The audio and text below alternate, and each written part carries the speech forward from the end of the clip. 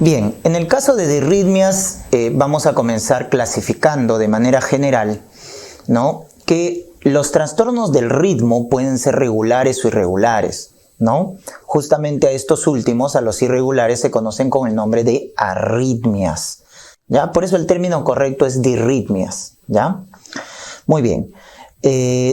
Dependiendo de la medición del complejo QRS, recuerden, puede clasificarse en supraventriculares y ventriculares. Es la clasificación más práctica, ya que se deben acordar. Cuando el QRS es normal, menos de 0.12 segundos, se denomina supraventricular. Es una disritmia supraventricular. Cuando tú veas un QRS angosto, normal. Pero si el QRS está ancho, más de 0.12 segundos, como están viendo ahí en la imagen, ¿no? Si el QRS está ancho, entonces a eso ya le llamamos una arritmia ventricular, ¿ya? Cuando el QRS es ancho, ventricular. Es la forma más práctica, ¿correcto? Hay más criterios, pero eso es lo primero que deben de alguna manera identificar. Ahora bien, vamos a comenzar con algunos trastornos, como viene a ser la taquicardia sinusal. La taquicardia sinusal, en este caso hablamos de un trastorno al ritmo cuya frecuencia va de 100 a 150 latidos por minuto. Se dice que está en ritmo sinusal, ¿no? O sea, la frecuencia es más de 100, está en ritmo sinusal porque vemos que hay onda P antes de cada complejo QRS, ¿correcto? Y esta onda P es positiva en D2, acuérdense, positiva en D2 y negativa en ABR, Entonces, cuando cumple esos criterios, frecuencia más de 100, onda P positiva en D2, negativa en ABR, estamos hablando de una taquicardia sinusal. Si vamos un poco a la fisiopatología, la taquicardia sinusal se produce porque se estimula los receptores beta 1 adrenérgicos del corazón y esto es lo que aumenta la frecuencia cardíaca. Entonces la norepinefrina, neurotransmisor del simpático, estimula, ¿no es cierto?, los receptores beta 1 adrenérgicos del corazón y aumenta la frecuencia cardíaca. Las causas son diversas. Tenemos el hipertiroidismo, este trastorno endocrino, su arritmia más frecuente es la taquicardia sinusal. Y dicho sea de paso, la taquicardia sinusal es el trastorno del ritmo más frecuente en adultos, en jóvenes, ¿ya? Es la más frecuente en adultos. Muy bien. La fiebre, ¿no? Recuerden que a mayor aumento de temperatura aumenta la frecuencia cardíaca, excepto en la fiebre tifoidea. Acuérdense del signo de Fayet, ¿no? En la fiebre tifoidea no pasa eso, ¿ya? El paciente está con fiebre y su frecuencia es normal. Eso es un signo clínico, ¿no?, en la semiología. Pero en los demás casos sí. Hipovolemia, el estado de shock, ¿no es cierto?, va a aumentar el tono simpático y eso va a generar taquicardia sinusal.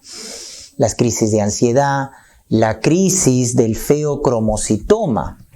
Recordemos que en el feocromocitoma se descarga, ¿no?, catecolaminas, entonces estos estimulan a los receptores beta 1 del corazón, ¿no? Acuérdense la triada cefalea, palpitaciones, diaforesis, ¿no? El paciente con sepsis también por aumento del tono simpático, los pacientes con anemia y también drogas, ¿no? Drogas o fármacos o sustancias, ¿no? Como por ejemplo también el caso de la cafeína, el caso del tabaco, el caso de las drogas como anfetaminas, aumentan la frecuencia cardíaca definitivamente. Entonces ahí tenemos una lista de causas que pueden producir taquicardia sinusal. Incluso la infección por coronavirus también genera taquicardia sinusal, ¿no? Ya está. ¿Cómo lo tratamos? Básicamente hay que tratar la causa que está produciendo la taquicardia sinusal, ¿no? Si tratamos la causa de base, vamos a tratar la taquicardia. Pero en algunos casos hay que frenar la frecuencia cardíaca. Entonces quedamos beta bloqueadores, ¿no? Acuérdense, los selectivos, metoprolol, bisoprolol, atenolol, pues, ¿no? Entonces utilizamos los beta block para frenar la frecuencia cardíaca, ¿ya? Por ejemplo, en los hipertiroideos se utiliza, ¿ya? Si ustedes revisan en la tormenta tiroidea o en la crisis del hipertiroidismo, para bajar ese tono simpático aumentado utilizamos los beta bloqueadores. Muy bien. Luego tenemos, para hacer analogía, la bradicardia sinusal, cuya frecuencia ahora es menor, menos de 60 latidos por minuto, y vamos a ver que también cumple el ritmo sinusal porque hay onda P antes de cada complejo QRS, la onda P es positiva en D2, negativa en ABR, cumple el criterio sinusal, pero la frecuencia está disminuida. ¿Por qué? Porque está aumentado el tono vagal, está aumentando el tono parasimpático. Se recuerdan que el del parasimpático, el neurotransmisor, es la acetilcolina. Y la acetilcolina estimula los receptores muscarínicos M2 del corazón y baja la frecuencia cardíaca. ¿Ya? Entonces ahí vean la fisiopatología. Se ve en casos fisiológicos como los atletas, ¿no? Cuando los atletas están en reposo tienen bradicardia. Ojo, en reposo. Porque si están haciendo ejercicio, es taquicardia. Pero en reposo los atletas tienen bradicardia sinusal. ¿Ya? En casos de hipotiroidismo, en casos de hipotermia, en casos de hipertensión endocraniana, acuérdense la triada de Cushing en neurocirugía, ¿no? El paciente tiene hipertensión arterial, bradicardia y alteración de la respiración. Triada de Cushing, ¿no? Y drogas también. Algunas drogas que van a producir bradicardia, como por ejemplo la digoxina, ¿no? La digoxina baja la frecuencia cardíaca, controla la frecuencia cardíaca. Los beta bloqueadores, los calcio antagonistas bajan la frecuencia, controlan la frecuencia cardíaca, ¿no? Entonces esos fármacos también van a generar, en este caso, bradicardia sinusal. Y hacerles recordar que la bradicardia sinusal es buena para el corazón. ¿Por qué buena? Porque al volver el ritmo más lento se prolonga la diástole. Y al prolongarse la diástole, el corazón se nutre más. Porque recuerden que en diástole el corazón se perfunde, ¿verdad? Muy bien. ¿Y cómo controlamos entonces, cómo tratamos la bradicardia cuando es muy sintomática? Solo cuando es sintomática la bradicardia, porque si es asintomática no se trata. Cuando es sintomática, genera clínica, entonces ahí damos sulfato de atropina, ¿no? Que es un anticolinérgico para bloquear los receptores muscarínicos del corazón, o la isoprenalina, que es un agonista beta 1, o sea, va a aumentar el tono simpático. O en casos ya refractarios, severos, ya definitivamente hay que implantar un marcapaso, ¿ya? Un marcapaso. Muy bien. Tenemos otros tipos de arritmias, como por ejemplo la taquicardia paroxística supraventricular, ¿ya? Esta de acá es muy conocida porque ustedes van a ver que su frecuencia ya es más de lo normal. Miren que la taquicardia sinusal va de 100 a 150. Esta de acá va de 150 a 250 latidos, o sea, es un ritmo muy rápido, ¿correcto? Y en el electrocardiograma lo vamos a reconocer porque el ritmo es muy rápido, ahí está la frecuencia, y no hay onda P, o la onda P es retrógrada, así se llama, ¿ya? Ausencia de onda P o la onda P es retrógrada. Es tan rápido el ritmo que por eso la onda P se ve de forma retrógrada, ¿correcto? Se produce, ojo, por mecanismos o circuitos de reentrada en la unión auriculoventricular. Entonces, esa es su formación, los circuitos de reentrada, ¿ya? Y en la clínica se presenta con palpitaciones regulares, súbitas, de inicio y fin súbito. Eso quiero que te recuerdes, esta palabrita, súbito, cuando te dice en un joven, más frecuente en mujeres jóvenes, sin cardiopatía estructural, que súbitamente hacen palpitaciones regulares.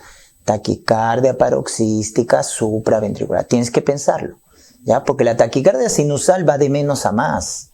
Esta no, esta súbitamente aparece, súbitamente. Inicio y fin súbito, regular, alta frecuencia. No hay onda P o onda P retrógrada, así te lo van a decir. Se produce por mecanismos de reentrada. Entonces, ¿cuál es el tratamiento en esta arritmia? ¿Ya?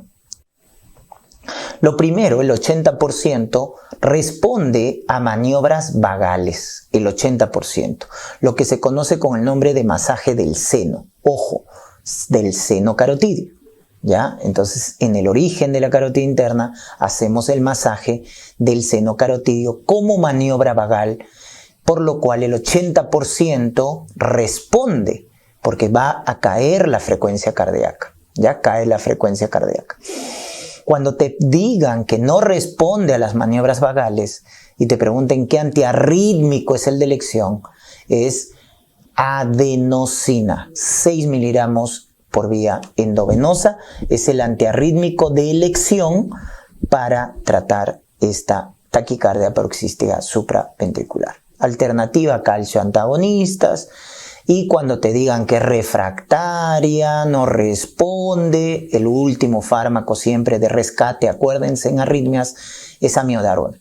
Amiodarona es de amplio espectro, ¿ya? Entonces de rescate. Muy bien. Ahora, el tratamiento definitivo, ¿ya? Como se produce por estos circuitos de reentrada, se hace con ablación con radiofrecuencia. ¿Ya? Ablación con radiofrecuencia, que lo hace el cardiólogo intervencionista, el electrofisiólogo, y de esa manera hacemos el tratamiento definitivo de esta arritmia, ¿ya? Muy bien. Luego tenemos por acá un síndrome de preexcitación, que es el famoso Wolff-Parkinson-White, síndrome de preexcitación, que se va a reconocer en el electrocardiograma por algo característico. Uno, que el intervalo PR es corto, PR corto, menos de 0,12 segundos, y luego tiene esta muesca al inicio del QRS, que es la onda delta, ¿ya? Entonces miren, PR corto, y miren esta muesca al inicio del QRS, onda delta. Entonces cuando te digan en el electrocardiograma, joven con palpitaciones, y en su EKG, PR corto, onda delta, PR corto, menos de 0,12, onda delta. ¿Y por qué se forma esa onda delta? La onda delta se forma por esta vía accesoria, el famoso haz de Kent. El haz de Kent es la vía accesoria que produce el Wolff-Parkinson-White. Entonces, PR corto, onda delta, pensar en Wolff-Parkinson-White.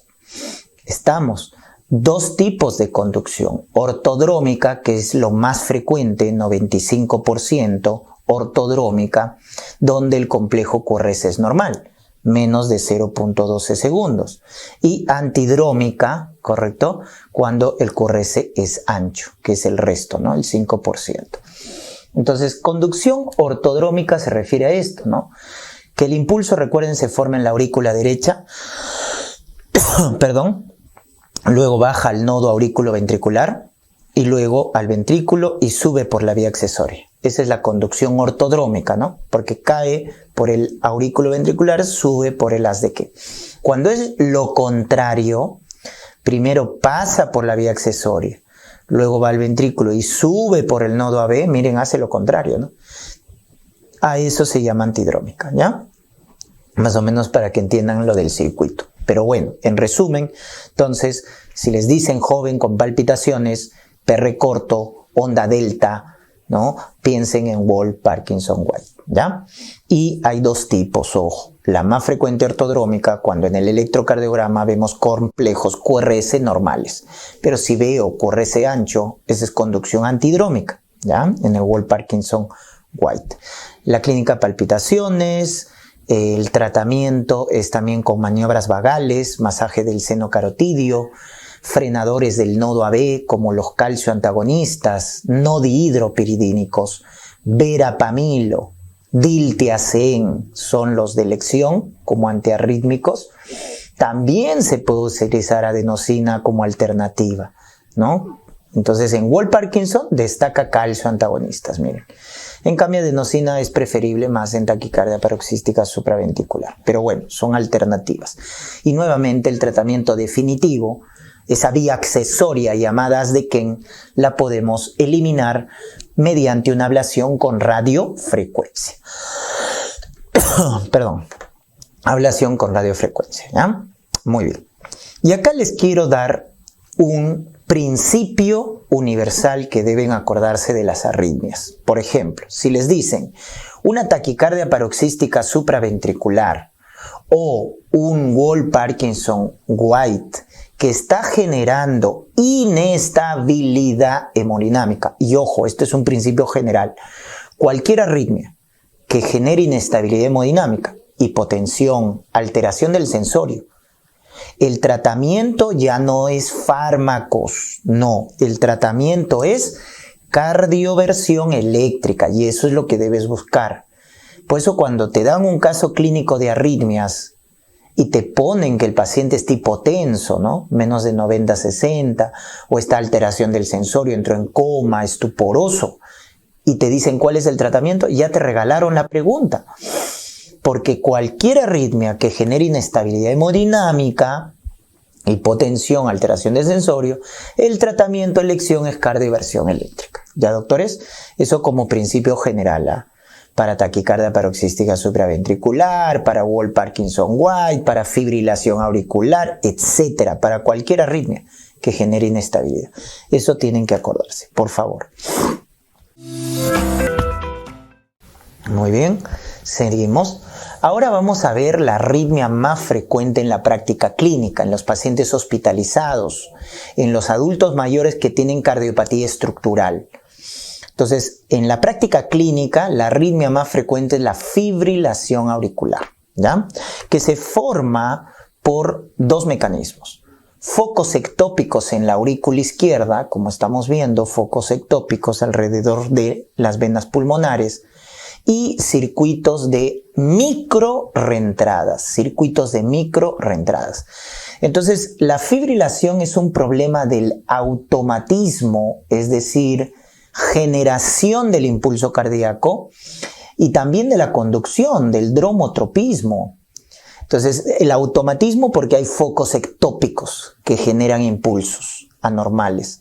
Y conducción, dromotropismo porque hay circuitos de microreentradas. Entonces, eso es lo que va a generar la fibrilación auricular, principal arritmia en la práctica clínica, en pacientes hospitalizados. ¿Correcto? Muy bien. Y en la fisiopatología, entonces, cuando se produce esta arritmia, lo que va a generar, cuando escuchen la palabra fibrilación, es que la actividad eléctrica es desorganizada. Es como que cada célula del corazón, del miocito cardíaco, cada una se está activando, ¿no? De manera asimétrica. Entonces, al final, la actividad eléctrica es desorganizada. Y si esta actividad eléctrica es desorganizada, entonces el evento mecánico también va a ser desorganizado. Por lo tanto, se pierde la actividad mecánica en la aurícula izquierda. Entonces, la aurícula izquierda no se contrae. Al no contraerse adecuadamente, se produce éstasis sanguínea. Y acuérdense del principio de Virchow. Si hay alteración del flujo sanguíneo, ¿qué se va a generar? Trombos, ¿correcto? Se forman trombos. De ahí que la fibrilación auricular sea el principal factor cardioembólico. Entonces esos son los famosos trombos morales que se forman en la aurícula izquierda debido a la pérdida de la actividad mecánica debido a la actividad eléctrica desorganizada. ¿Se dan cuenta? Muy bien. Y obviamente, como se pierde la contracción en la aurícula, si ustedes se acuerdan, el llenado en el ciclo cardíaco tiene tres componentes: llenado rápido, llenado lento y contracción auricular. Entonces, la contracción auricular determina el 20-25% del llenado. Y de ese llenado depende el gasto cardíaco, ¿verdad? Entonces, si se altera la contracción auricular, porque hay fibrilación auricular, entonces disminuye el gasto cardíaco, porque va a comprometerse el 20-25% del llenado. Y por lo tanto, el gasto disminuye, ¿no? Acuérdense la ley de Frank Starling. Si lleno con menos sangre el corazón, bombeo menos sangre. Baja la precarga, baja el gasto cardíaco. Entonces, es por eso que al final la fibrilación auricular también disminuye el gasto cardíaco, disminuye la respuesta del ventrículo, definitivamente, porque la aurícula no se contrae bien y, por lo tanto, disminuye el gasto cardíaco, ¿no? Ya está. Entonces, eso es en cuanto a la fisiopatología. En cuanto a lo que viene a ser ya el diagnóstico, vamos a darnos cuenta que el contexto clínico de la fibrilación auricular es en adultos mayores, generalmente. A mayor edad, más riesgo de fibrilación auricular, y aquellos que tienen cardiopatía estructural, ¿correcto? Entonces, ¿qué pacientes tienen cardiopatía estructural? Aquellos pacientes que tienen una cardiopatía hipertensiva, aquellos pacientes que tienen un infarto agudo de miocardio, una cardiopatía isquémica, ¿no? Aquellos pacientes que tienen una miocardiopatía dilatada, una cirugía cardíaca, una valvulopatía, la más asociada a FA, la estenosis mitral, ¿ya? Entonces miren que ese es el contexto de un paciente con fibrilación auricular, adulto mayor, y este es el factor de riesgo que más se reconoce, la cardiopatía hipertensiva, ¿ya? Es su principal factor de riesgo.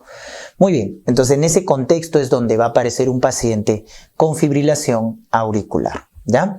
En la clínica tenemos esto, dificultad para respirar, un paciente con disnea, paciente que puede generar por la caída del gasto cardíaco, hipoperfusión cerebral, y eso llevará a síncope, ¿ya? Y en la semiología, muy importante que te recuerdes del famoso pulso irregular deficitario que te orienta a fibrilación auricular. Ese pulso, ¿no? Esa frecuencia central mayor a la periférica, que se conoce con el nombre de pulso deficitario, y es irregular. Por eso si te dicen pulso irregular, pulso deficitario, piensa en fibrilación auricular. Esta es la típica arritmia, porque es irregular. Acuérdate de eso, irregular.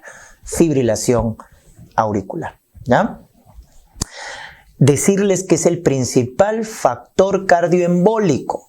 Entonces el paciente hace ACV isquémico por cardioembolismo, amaurosis fugaz por oclusión de la arteria central de la retina, hace embolismo hacia la arteria mesentérica generando un abdomen vascular, hace un embolismo a las arterias periféricas generando una isquemia aguda en la enfermedad arterial periférica.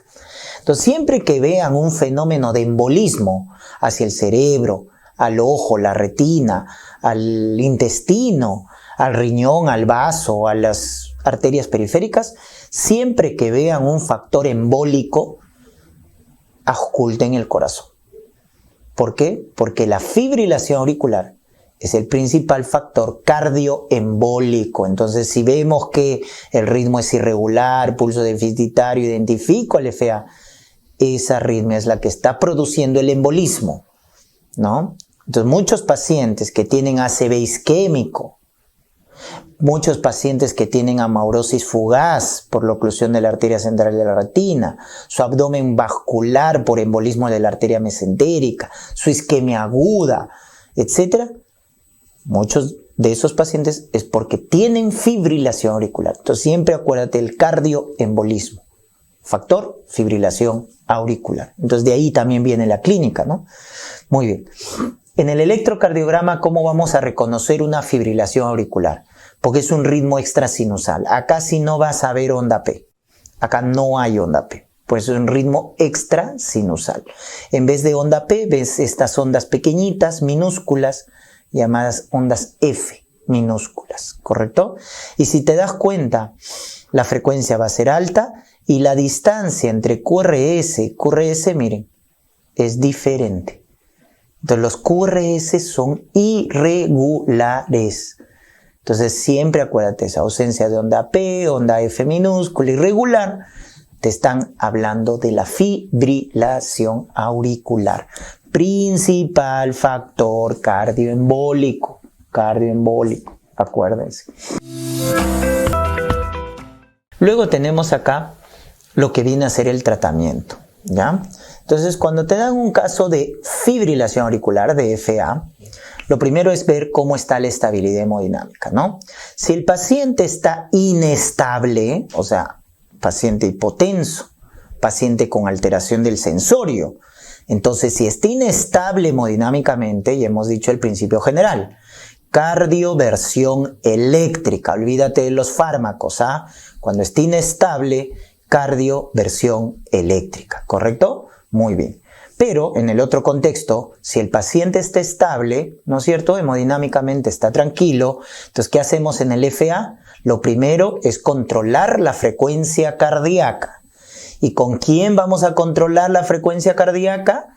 en los casos de fibrilación, el llamado FARVA, fibrilación auricular de respuesta ventricular alta, o sea, cuando la frecuencia es más de 100. A la cabeza, el fármaco de elección, cuando no hay falla cardíaca, etc. Entonces, ¿quién es? El beta block. Ojo, ¿ya? Entonces, para controlar la frecuencia cardíaca, en casos de que no hay falla cardíaca, ojo, no hay una cardiopatía estructural, qué sé yo, este es el de elección. Beta block. ¿Estamos?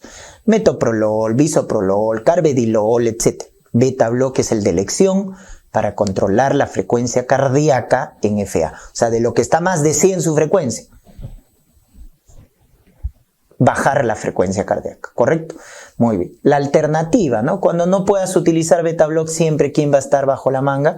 Calcio antagonistas. Verapamilo, diltiazem, ¿ya? Y digoxina, ojo con este dato.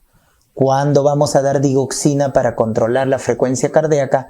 Cuando el paciente con FA tiene falla cardíaca. Acuérdense de ese detalle. Cuando el paciente tiene asociado a la fibrilación auricular, falla cardíaca, el que controla la frecuencia cardíaca es digoxina.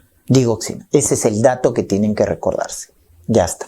Y nuevamente, en casos refractarios, en casos donde el paciente tiene una cardiopatía estructural muy severa y no responde a los fármacos antes mencionados, amiodarona siempre va a estar de rescate. Amiodarona, siempre, en casos refractarios severos. Entonces, cuando te pregunten fármaco para controlar la frecuencia cardíaca en FA, piensa primero beta block. Alternativa, calcio antagonista. Si tiene falla cardíaca, digoxina.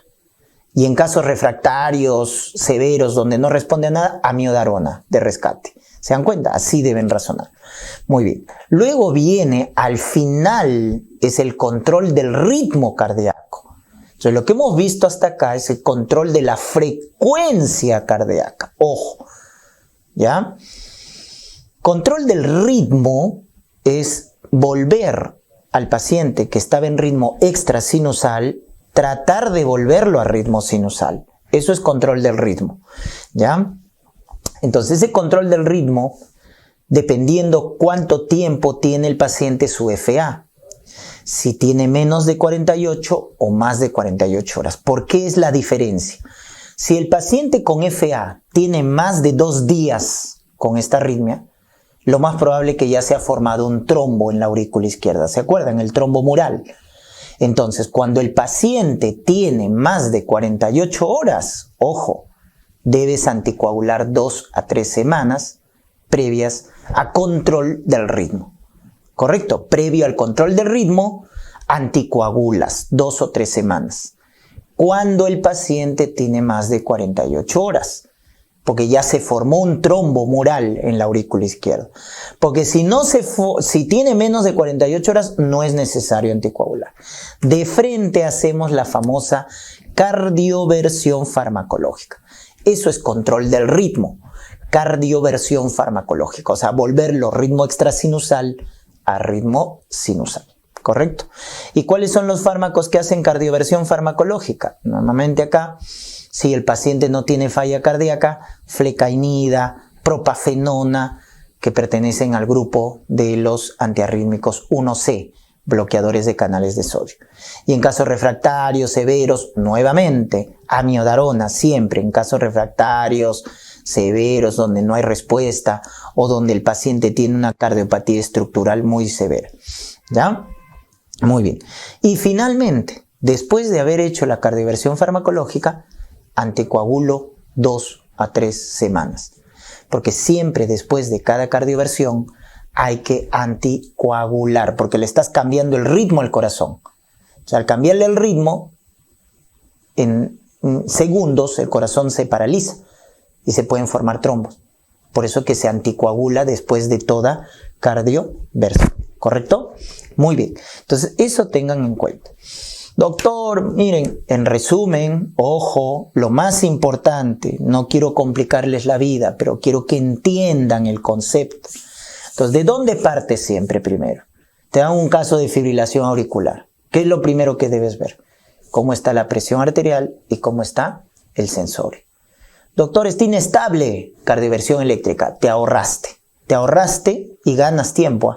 Te dicen, inestable, ya, cardioversión eléctrica, te olvidas de los fármacos.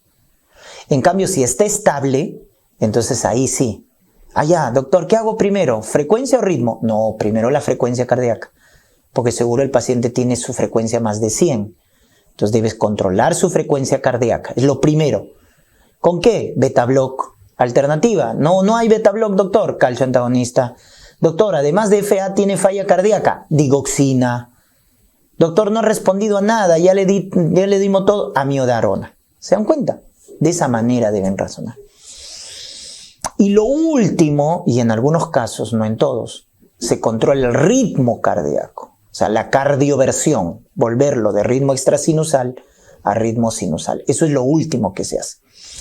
Doctor, tiene menos de 48 horas, de frente cardiorevierte farmacológicamente, de frente. Porque si tiene más de 48, se ha formado un trombo. Ya pasó tiempo, ¿verdad? Entonces se forma un trombo. Entonces ahí no puedes cardiovertir de frente. Primero anticoagulas, 2 a 3 semanas. Y luego recién cardiorreviertes farmacológicamente con los fármacos 1C, flecainida, profafenona. O en casos refractarios, amiodarona. Y después de cada cardioversión, anticoagulas. ¿Se dan cuenta? Ahí está el algoritmo. Por eso cuando tú controles el ritmo en menos de 48 horas de pacientes con FA, de frente cardiorreviertes y luego anticoagulas. En cambio, si tiene más de 48 horas, primero anticoagulas, luego cardiorreviertes y finalmente anticoagulas. ¿Se dan cuenta la diferencia? Entonces tienen que tener en cuenta ese detalle. ¿Ya? Muy bien. Y vamos con el último paso del tratamiento, que es el pilar en bajar la mortalidad, en mejorar el pronóstico del paciente con FA, que es la anticoagulación. ¿A qué paciente anticoagulamos? Porque hemos dicho que el FA es el principal factor cardioembólico. Entonces, ¿a quiénes vamos a anticoagular definitivamente? Para esto utilizamos dos scores. El score de Chas-Bas, que justamente nos va a evaluar el riesgo de embolismo del paciente con FA, y el score de Hasbled, que nos va a evaluar el riesgo de hemorragia. Entonces siempre los dos, ¿no? Porque en toda anticoagulación, en toda antiagregación plaquetaria, siempre hay que evaluar los dos. Riesgo de trombosis, embolismo versus riesgo de hemorragia, ¿no? Porque al dar un anticoagulante evitamos la trombosis, evitamos el embolismo, pero el paciente se puede morir de hemorragia, doctores. Entonces eso hay que siempre buscar un equilibrio, ¿ya? Entonces, ¿a qué paciente con FA vas a anticoagular? Al paciente que cumpla con los criterios del score de Chas-Bas. ¿Y qué significa el score de Chas-Bas? Eso lo repasan, son iniciales en inglés. Falla cardíaca congestiva, 1 punto. Hipertensión arterial, 1 punto. La edad, pues son iniciales en inglés, mayor o igual a 75 años, 2 puntos. ¿Ya? La D de diabetes, la S de stroke o ictus, ¿no? O TIA, accidente isquémico transitorio, que también tiene 2 puntos, igual que la edad mayor de 75 años. ¿Ya? La B de enfermedad vascular periférica, claudicación intermitente, etc. Nuevamente la edad entre 65 y 75 años, 1 punto, y el sexo, ¿no? Femenino, 1 punto, ¿ya? Entonces, ahí está tu escala. Quiero que te des cuenta que la edad más de 75 años le da 2 puntos al paciente mayor igual a 75 años. O la presencia ya de un evento isquémico, stroke, TIA, ACV. Entonces ahí está tu puntaje de Chas-Bas. Entonces, según tu puntaje de Chas-Bas, vas a recomendar la anticoagulación, ¿correcto? Ya está. Pero esto lo tienes que enfrentar con el score de Hasbled, que evalúa el riesgo de hemorragia, ¿correcto? El riesgo de hemorragia, que también son iniciales en inglés. La H de hipertensión no controlada, 1 punto. Alteración renal o hepática, 2 puntos si tiene los dos. El evento isquémico, stroke, 1 punto. Hemorragia, diátesis o sangrado, 1 punto. El tiempo de protrombina alterado, 2 puntos. Adulto mayor, ya también, más de 75 años. El uso de drogas, AINES, antiagregantes plaquetarios, o el consumo de alcohol, también ahí 2 puntos, ¿ya? Entonces ahí está el score de Hasbled también, son iniciales en inglés, y ambos scores se evalúan, porque CHA2-VAS te evalúa el riesgo de embolismo, trombosis, y Hasbled el riesgo de hemorragia. Y combinando los dos es que voy a decidir la anticoagulación en el paciente y qué anticoagulante voy a usar. Entonces, si el score de CHA2-VAS nos sale mayor o igual a 2 puntos en una mujer, recomiendo la anticoagulación. Si nos sale mayor o igual a 1 punto, basta 1 punto en el varón, anticoagulo. Esa es la condición. Entonces, por eso siempre evalúa tu CHA2-VAS. Ves tu caso clínico, CHA2-VAS, no basta que sea varón y tenga 80 años, ya de frente anticoagulas, ¿no? En cambio en la mujer necesitas 2 puntos. En el varón basta 1 punto y anticoagulo, mire, basta 1 punto en varón, en mujeres 2. Si no cumple esos criterios, o sea 0 puntos en varón, 0 o 1 punto en mujer, su antiagregación plaquetaria, aspirina y nada más, ¿ya? Entonces esto tienes que acordarte, ¿no? ¿A quién voy a anticoagular? ¿Correcto? Ya está. Ahora, la pregunta es, ¿qué anticoagulante voy a usar? Para eso tienes tu score de Hasbled. Entonces, que mide el riesgo de hemorragia. Si tu riesgo de sangrado es bajo, porque tu score de Hasbled salió menos de 3 puntos, utilizas el anticoagulante más potente, porque tu riesgo de sangrado es bajo. Entonces, utilizas warfarina, donde tu INR debe estar entre 2 y 3. ¿Ya? Recuerda que warfarina te bloquea el factor 2, al factor 7, sumas 2 más 7, 9, y el que le sigue 10. ¿Correcto? Esos factores de coagulación. Pero si tu score de Hasbled te sale mayor o igual a 3 puntos, ¿no? Entonces, tienes, ¿qué significa eso? Mayor o igual a 3 puntos. Alto riesgo de hemorragia. Por lo tanto, debes dar anticoagulantes específicos, como dabigatran, que te bloquea el factor 2, acuérdate, B2, o rivaroxaban, que tiene la X en su nombre, porque te bloquea el factor 10. ¿Se dan cuenta? Dabigatran bloquea el factor 2, rivaroxaban al factor 10. Entonces son específicos. ¿Y cuándo lo das? Cuando el riesgo de sangrado es alto. Entonces, con este score de CHA2-VAS defines si anticoagulas o no, y con el score de Hasbled decides qué anticoagulante usar. ¿Estamos? Ya está. Y un último dato que les quiero dar es que anticoagulas a tu paciente con FA directamente cuando tiene prótesis valvular o valvulopatía reumática. Si tu paciente con FA tiene prótesis valvular o valvulopatía reumática, ya no es necesario CHA2-VAS. De frentes anticoagulas.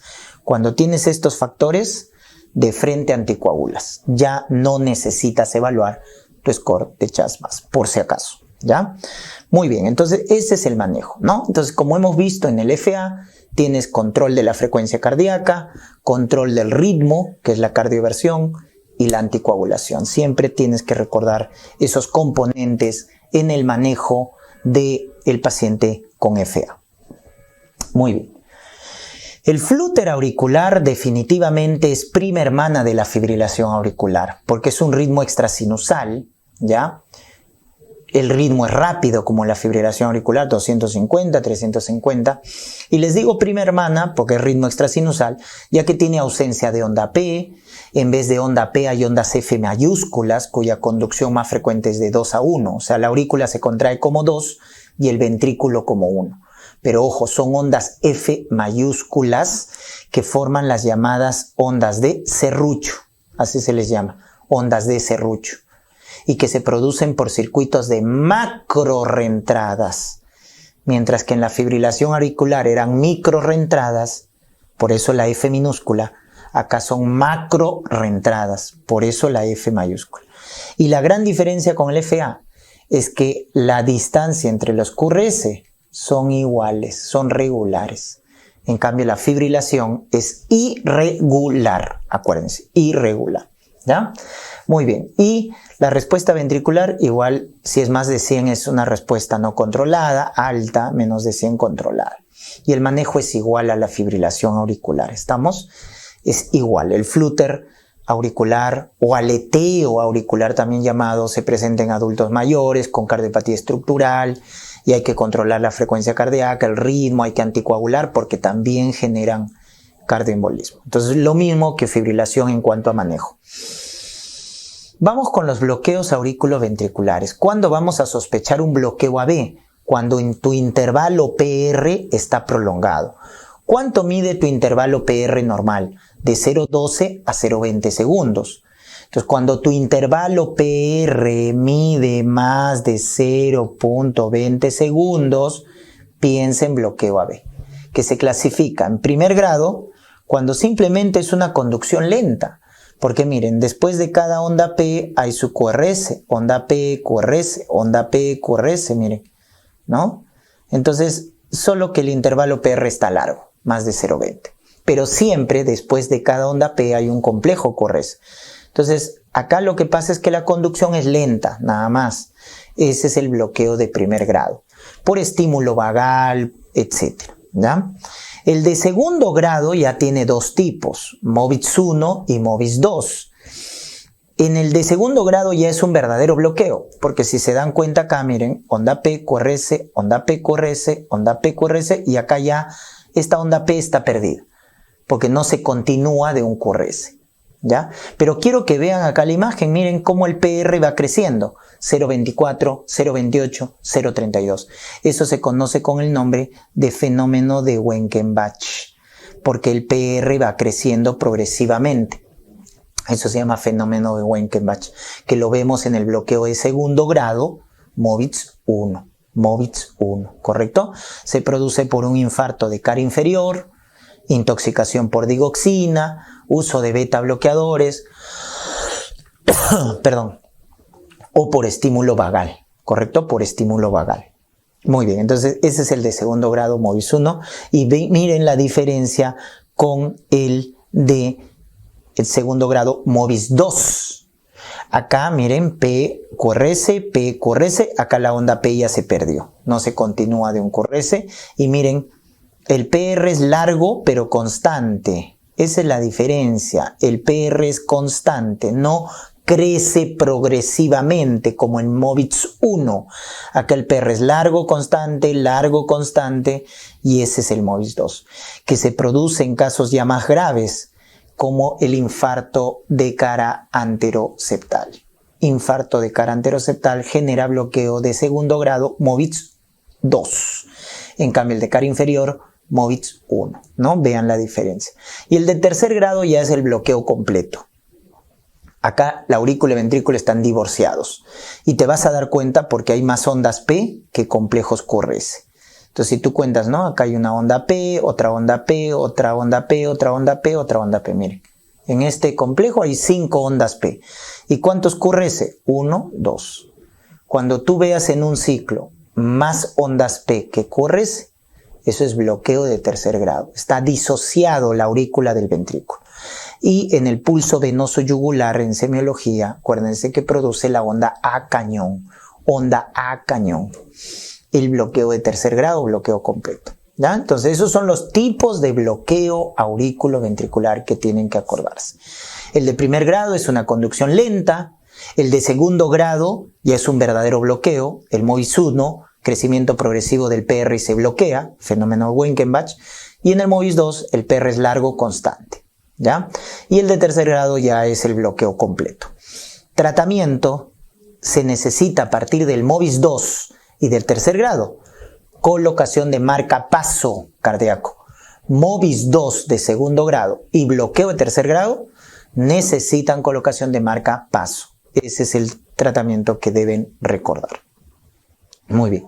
Y luego pasamos a las arritmias ventriculares. La extrasístole ventricular la vas a reconocer porque tienes definitivamente tu complejo QRS ancho, ¿no? QRS más de 0,12 segundos.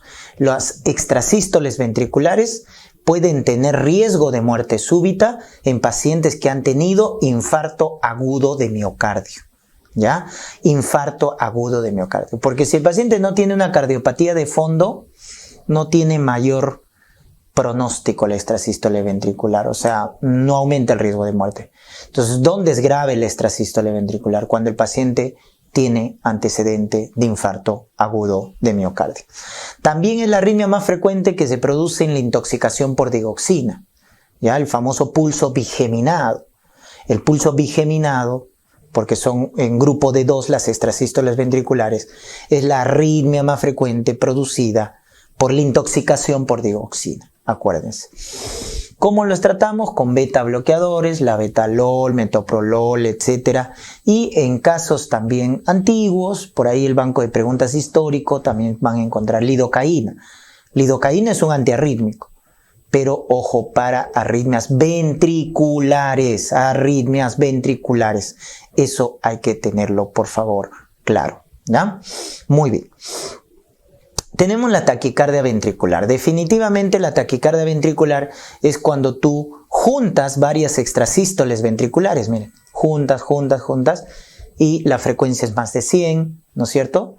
Y se forma una taquicardia ventricular. Frecuencia más de 100, el ritmo es regular, los QRS son anchos. Piensa en taquicardia ventricular, ¿ya? Cuando tengas esas características. Frecuencia más de 100, QRS ancho, regular. Taquicardia ventricular. Ahora, en estos casos hay que evaluar cómo está el paciente. Si el paciente está estable hemodinámicamente, el tratamiento es con fármacos, ¿ya? Fármacos. A la cabeza, procainamida, por ahí es el más eficaz, amiodarona en casos refractarios severos, históricamente también se empleaba lidocaína, que como ya mencioné, para arritmias ventriculares, ¿ya? Entonces, fármacos cuando la taquicardia ventricular se presenta en un paciente estable hemodinámicamente. Pero si te dicen que esta arritmia, el paciente está hipotenso, el paciente está con alteración del sensorio, es decir, inestable hemodinámicamente, ya sabes, ¿no? ¿Cuál es tu tratamiento? Cardioversión eléctrica. Te olvidas de los fármacos. Y en algunos casos la taquicardia ventricular puede generar paro cardíaco. Claro, acuérdate el ritmo de paro. Taquicardia ventricular sin pulso. O sea, cuando es paro, cuando no hay pulso, cuando no palpas pulso o cuando la respiración es agónica en el paciente. Entonces, pulso ausente, respiración agónica, paro cardíaco. Y ahí el tratamiento es desfibrilación. ¿Ya? Por eso la taquicardia ventricular sin pulso es un ritmo desfibrilable, ¿no? Ya está, ahí está el tratamiento, doctor. ¿Y cuál es la diferencia entre cardioversión eléctrica y desfibrilación?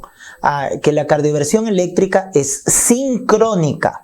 O sea, hago la descarga eléctrica cuando se presenta el QRS, sincrónica. En cambio, la desfibrilación es asincrónica. No tengo que ver el QRS, en qué momento colocar, no, es asincrónica, ¿ya? Esa es básicamente la diferencia, porque ambos son tratamientos eléctricos, ¿no? Ya está, eso es lo que deben recordar. Hay una taquicardia ventricular que es muy particular, que se caracteriza por tener frecuencia más de 100, QRS ancho, regular, pero ¿cuál es la característica? Que los QRS son de diferente tamaño, como estás viendo acá en la imagen, son de diferente tamaño. Por eso se le da el nombre de taquicardia helicoidal, taquicardia polimórfica o el famoso Torsades de Poinz.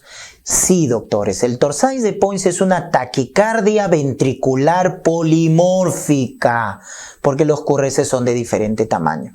No sostenida, porque dura menos de 30 segundos. Se produce por postpotenciales, ese es su mecanismo en la fisiopatología, postpotenciales. El factor principal de riesgo es el famoso QT largo. Ese intervalo QT que va desde la despolarización ventricular hasta la repolarización ventricular, cuando es largo, te va a producir Torsades de Poinz. El famoso QT largo, más de 0.45 segundos, ¿correcto? En general, en promedio. Por ahí dicen más de 0.50 ya es alto riesgo, ¿no? Pero a partir de 0.45 ya consideramos riesgo, ¿ya? Entonces, ese es su principal factor de riesgo. Cuando el intervalo QT es largo, hay riesgo de Torsades de Poinz. ¿Y quién produce ese QT largo? Hay causas congénitas, como el síndrome de Romano, que sigue una herencia autosómica dominante, o Nielsen, que sigue una herencia autosómica recesiva. Pero lo más frecuente es causas adquiridas. Y acá, por favor, quiero que te recuerdes, porque suelen preguntar. Trastornos electrolíticos. Y acá no hay pierde. Todo bajo. Hipocalcemia, hipocalemia, hipomagnesemia. O sea, cualquier electrolito bajo, calcio bajo, magnesio bajo, potasio bajo, prolonga el QT. Porque recuérdate, la conducción eléctrica es flujo de iones. Entonces, si no hay iones, el corazón es lento. Y si el corazón es lento, el QT se prolonga. Fármacos. Y acá hay clásico, por el tema de COVID-19. Miren, hidroxicloroquina, acitromicina, eritromicina, o sea, los macrólidos. Moxifloxacino, antidepresivos tricíclicos. Terfenadina, antihistamínico. Ojo con esos fármacos, porque prolongan el intervalo QT. Repito, hidroxicloroquina, macrólidos, acitromicina, eritromicina, antidepresivos tricíclicos, moxifloxacino, terfenadina, sotalol, que es un beta-block que prolonga el QT.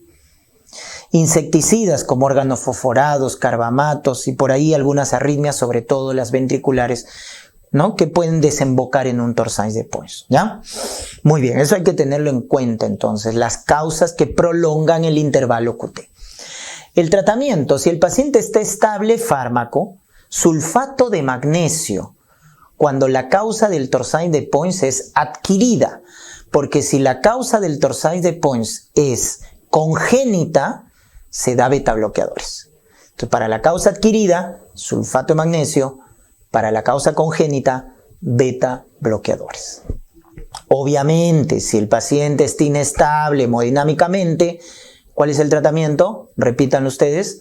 Si está inestable, cardioversión eléctrica. ¿Ya? Ya me olvido de los fármacos. Fármacos cuando esté estable. Muy bien. Y la fibrilación ventricular, que básicamente ya es el ritmo irregular, el ritmo caótico, el ritmo de paro cardíaco, donde no hay actividad eléctrica, ¿no? Donde no hay actividad contráctil, pues, ¿no? O sea, la eléctrica sí hay, pero está desorganizada y por lo tanto no hay evento mecánico, es un ritmo de paro, ¿no? Irregular, donde el tratamiento es la desfibrilación. Definitivamente, si es monofásico, 360 joules, los más usados son los bifásicos que necesitan menos carga, 200 joules, ¿no? Ya está. Y en casos refractarios, cuando no responden a la desfibrilación, a la descarga, utilizamos fármacos como amiodarona o lidocaína, ¿correcto? En casos refractarios a la terapia eléctrica. Muy bien. Este es el ritmo de paro más frecuente, ¿no? La fibrilación ventricular. Muy bien. Y para terminar esta primera parte, vamos a ver los trastornos electrolíticos, calcio y potasio, los más preguntados. Calcio, su alteración se ve en el intervalo QT, doctores, intervalo QT. Entonces, cuando el calcio está bajo, menos de 8.5 miligramos por decilitro, ¿qué es lo que vamos a tener? Ahí tienes tu EKG, ¿no? Tu onda P, tu QRS, tu onda T. Cuando el calcio baja, entonces el corazón se vuelve más lento. Y al volverse más lento, el QT se prolonga. Ahí está, miren la línea roja. ¿Qué es lo que pasa? Tu intervalo QT, que va desde el inicio del QRS hasta el final de la onda T, se va a prolongar. Entonces, ¿qué te genera la hipocalcemia? QT largo. ¿Y el QT largo qué produce? Torsades de Points. ¿Se dan cuenta? Eso tienen que recordarse. Si eso se acuerdan, la hipercalcemia es lo contrario. Cuando hay mucho calcio, el corazón va más rápido. Y al ir más rápido, tu QT se acorta. Entonces ahí tienes tu electrocardiograma y si el calcio está aumentado en sangre, más de 10 miligramos por decilitro, mira que tu QT se acorta, ¿correcto? Tu QT se acorta. Entonces, calcio bajo, QT largo. Calcio alto, QT corto. Conclusión, ¿dónde se ve la alteración del calcio? En el intervalo QT. Tienes que acordarte de eso. Y el potasio. Acuérdate, el potasio, entonces si hay poco potasio, hipocalemia, menos de 3.5 mil equivalente por litro, ahí tienes nuevamente tu EKG, tu onda P, tu QRS, y lo primero que vas a ver en una hipocalemia, recuerda que la hipocalemia lo vas a ver en tu onda T, porque recuérdate, la onda T es de la repolarización ventricular, que es donde participa el ion potasio, en la repolarización. Entonces mira, ¿qué pasa con tu onda T? Se aplana tu onda T. Onda T plana, ¿no? Entonces se aplana porque no hay potasio, plana. Y se eleva y aparece una onda, la onda U. Acuérdense, la U, así, la U, ¿no? Para los hinchas de Alianza. La U, hipocalemia, ¿ya? Entonces, ¿qué pasa en la hipocalemia? Tu onda T se aplana porque no hay potasio, aparece la onda U en hipocalemia y tu intervalo QT se prolonga. Acuérdate, calcio bajo, potasio bajo, magnesio bajo, QT largo, torsades de Pons. Hipocalemia al final el QT se prolonga. Y en la hipercalemia, o sea, cuando el potasio esté elevado, más de 5.5, ¿qué alteraciones vas a ver en el electrocardiograma? Entonces tienes tu electrocardiograma y lo primero que vas a ver cuando el potasio se eleva es que tu onda T se vuelve alta y picuda. Recuérdate, la onda T se va a elevar, se vuelve alta y picuda en la hipercalemia y también tu onda P se aplana, la P se aplana, ¿ya? Y tu QRS se puede ensanchar y eso es grave. Cuando en una hipercalemia el QRS se ensancha, es grave. El paciente va a entrar en paro cardíaco. Por lo tanto, rápidamente hay que pasarle, ¿qué cosa? Acuérdate en nefrología, gluconato de calcio para estabilizar la membrana del miocito. Para estabilizar la membrana del miocito. Entonces tienes que acordarte esos cambios. ¿Qué pasa en hipocalemia? T se aplana, aparece la onda U, el QT se prolonga. ¿Qué pasa en la hipercalemia? La onda T se vuelve alta y picuda, típico de los pacientes con enfermedad renal, que son los que retienen potasio. Tu onda P se aplana y tu QRS se ensancha. Ojo que cuando una hipercalemia el QRS se ensancha es grave y hay que ponerle gluconato de calcio, ¿ya?